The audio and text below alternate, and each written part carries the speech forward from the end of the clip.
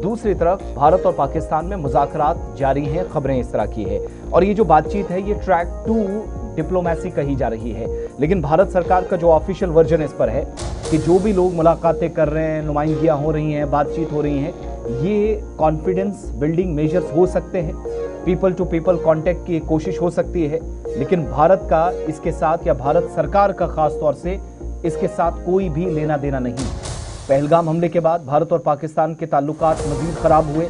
भारत की तरफ से सिंता साबी मुआहदे को मुअत्तल किया गया, उस पर एक अलग किस्म की लड़ाई है, उस पर भी आएंगे। लेकिन ट्रैक 2 डिप्लोमेसी के दरमियान पाकिस्तान की तरफ से भड़काव और गैर जिम्मेदाराना या इस तरह के बयानात आए जो कशीदगी में आप कह सकते हैं कि इजाफा एक तरह से पैदा कर रहे हैं। इंडस वाटर ट्रीटी पर भी एक दूसरे को जंग जैसी धमकियां खासतौर से पाकिस्तान की तरफ से आई हैं। लेकिन ये जो कॉन्सेप्ट है 1980 में ट्रैक 2 वाला जो कॉन्सेप्ट है वो सबसे पहले इंट्रोड्यूस करवाया गया। अमेरिकी एक डिप्लोमेट थे, नाम इनका था जोसेफ मॉन्टेविले।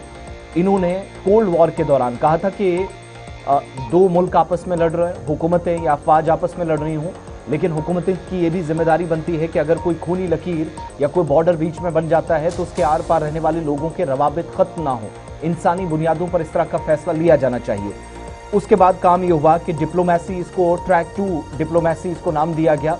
और मौजूदा वक्त में बहुत सारी खबरें आई कि कोलंबो के अंदर, दोहा कतर के अंदर इंडियन आर्मी और पाकिस्तान आर्मी के रिटायर्ड ऑफिशियल्स या आर्मी के मिलिट्री जो ऑफिशियल्स थे वो मुलाकातें करते रहे। इस बात की तस्दीक हुई है, लेकिन ये भारत सरकार या पाकिस्तानी गवर्नमेंट की एंगेजमेंट्स नहीं है। भारत सरकार ने इस पर ऑफिशियली रिएक्शन दे दिया है। 1991 में भारत और पाकिस्तान के दरमियान नीमराना डायलॉग के जरिए ट्रैक 2 डिप्लोमेसी का आगाज हुआ। 2026 में ये जारी है।